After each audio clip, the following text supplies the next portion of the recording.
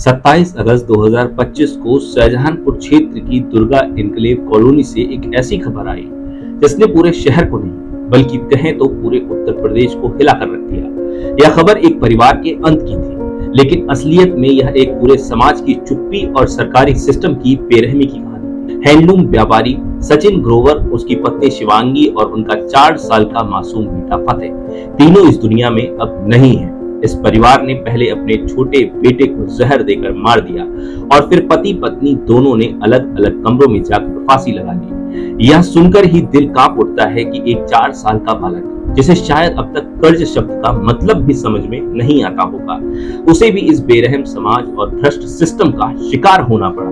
क्यों हुआ ऐसा? कैसे घटी यह त्रासदी? आखिर कौन है इस त्रासदी का जिम्मेदार? आज इस वीडियो में हम इन्हीं कुछ मुद्दों पर बात करेंगे। एक परिवार जिसने मेहनत से व्यापार खड़ा करने की कोशिश की, जिसने सपने देखे कि उनका हैंडलूम बिजनेस चलेगा, उनका बेटा बड़ा होकर एक बेहतर जिंदगी जी पाएगा, वही परिवार अचानक मौत को गले लगाने पर मजबूर हो गया। मीडिया रिपोर्ट्स और पुलिस जांच के अनुसार सचिन ने जिला उद्योग केंद्र से करीब 50 लाख रुपए का कर्ज लिया था। यह वही योजना थी जिसे छोटे उद्यमियों की मदद और रोजगार पैदा करने के लिए शुरू किया गया था।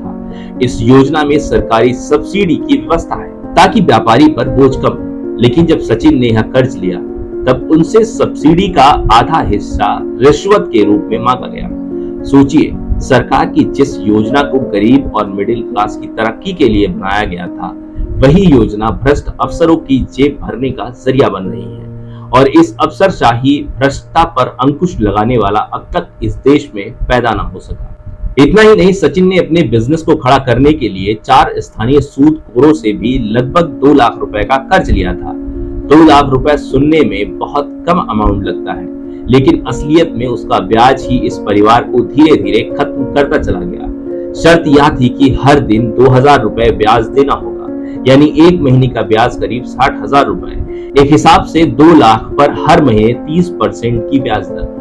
बस यही वह गलती थी जिसकी भरपाई सचिन, उसकी पत्नी और 4 साल का फतेह अपनी सांसें बंद हो जाने के बाद भी चुका नहीं सके। आप सोचिए, एक आदमी जब घर में परेशान होता है, ऊपर से मोहल्ले और समाज में उसे नीचा दिखाया जाता है, तो उसका आत्मविश्वास कितनी बुरी तरह टूटता होगा। कहा जा रहा है कि पुलिस को मौके से एक सुसाइड नोट मिला है।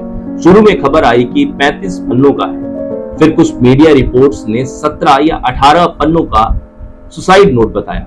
खैर, असल मायने पन्नों की संख्या पर नहीं, बल्कि उसमें लिखे दर्द के हैं। उस नोट में सचिन और शिवांगी ने साफ साफ लिखा है कि उन्हें दोषी न ठहराया जाए, क्योंकि उनका कसूर सिर्फ इतना है कि उन्होंने सपने देखे थे, उन्होंने मेहनत करने की कोशिश की थी, लेकिन रिश्वतखोरी, सूदखोरी और सिस्टम की बेरहमी ने उन्हें तोड़ दिया। उस नोट में उन्होंने लिखा कि कैसे अधिकारियों ने उनसे खुलेआम रिश्वत मांगी, कैसे सूदखोरों ने दिन रात उनका जीना हराम कर दिया। उन्होंने समाज और प्रशासन से गुहार लगाई थी, लेकिन कहीं से कोई सहारा नहीं मिला। सचिन की पत्नी शिवांगी की मां ने भी आरोप लगाए हैं कि जिला उद्योग के अधिकारियों ने मदद करने की बजाय रिश्वत की मांग की थी, और यही कारण था कि परिवार पूरी तरह से दबाव में आ गया। अब आप सोचिए, क्या यह आत्महत्या थी या मजबूरन किया गया आत्म बलिदान?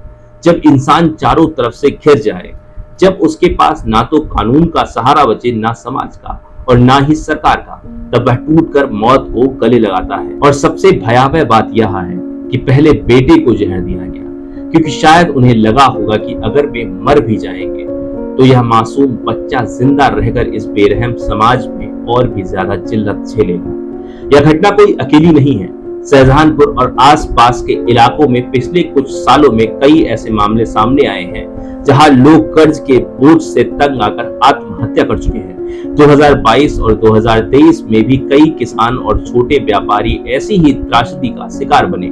National crime record bureau (NCRB) की रिपोर्ट बताती है कि भारत में हर साल हजारों छोटे किसान और व्यापारी कर्ज के बोझ से आत्महत्या करते हैं। 2023 की रिपोर्ट के अनुसार देश भर में करीब 12,000 से ज्यादा लोग कर्ज और आर्थिक दबाव के चलते आत्महत्या करने पर मजबूर हुए। यह आंकड़ा सिर्फ एक संख्या नहीं है, बल्कि हर आंकड़े के पीछे एक पूरे परिवार की तबाही की कहानी है। सवाल यह है कि कब तक सूदखोर खुलेआम ब्याज की आड़ में लोगों को लूटते रहेंगे? तब तक सरकारी योजनाएं गरीब और मध्यम वर्गीय परिवारों के लिए सहारा बनने की बजाय भ्रष्ट अधिकारियों के लिए कमाई का जरिया बनती रहेंगी। तब तक हम सिर्फ एक और आत्महत्या की खबर पढ़कर अगले दिन सब भूल जाएंगे। तो वहीं दूसरी तरफ असलियत यह भी है कि हमारा समाज एक खतरनाक दौड़ में फंसा हुआ है। हर कोई पैसे और स्टेटस की दौड़ में भाग रहा है। कोई गांव में सबसे बड़ा बनना चाहता है, कोई कस्बे में अंबानी कहलाना चाहता है, कोई महानगर में सबसे ऊंचा दर्जा पाना चाहता है। लेकिन यह दौड़ कभी खत्म नहीं होती और इस दौड़ में हम अपनी असली जरूरतें भूल जाते हैं। जीवन की वास्तविक जरूरतें बहुत सीमित हैं। 2 वक्त का पौष्टिक खाना, तन ढकने और गरिमा बनाए रखने वाले कपड़े और एक सुरक्षित घर।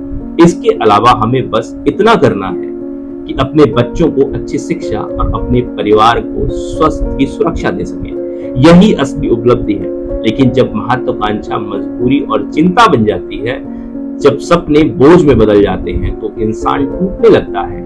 आज यह घटना हमें एक गहरी सीख देती है कि हमें महत्वाकांक्षी जरूर होना चाहिए, लेकिन इसलिए नहीं कि हम इस दुनिया से क्या ले सकते हैं, बल्कि इसलिए कि हम इस दुनिया को क्या बेहतर दे सकते हैं। महत्वाकांक्षा तब तक सार्थक है जब तक वह हमें आगे बढ़ने की ऊर्जा दे और दूसरों के जीवन में प्रकाश फैलाए। लेकिन जब वही महत्वाकांक्षा किसी निरर्थक उद्देश्य से जुड़ जाती है, तब वह हमारी चिंता और बोझ बनकर हमारे सामने आती है। सचिन, शिवांगी और मासूम फतेह की मौत हमें मजबूर करती है कि हम समाज और प्रशासन दोनों से सवाल करें। हमें भ्रष्टाचार मुक्त सिस्टम की मांग करनी होगी। हमें सूदखोरी पर सख्त कानून बनाने होंगे। हमें मानसिक स्वास्थ्य को उतनी ही वरीयता देनी होगी जितना हम शारीरिक स्वास्थ्य को देते हैं। यह घटना सिर्फ एक परिवार की मौत नहीं, बल्कि यह हम सबके लिए एक चेतावनी है।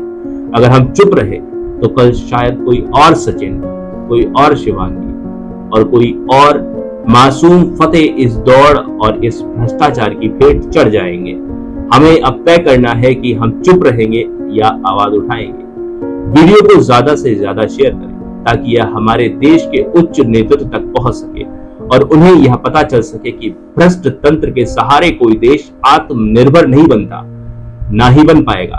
भ्रष्टाचार उस दीमक की तरह है जो हर नींव को खोखला कर देता है।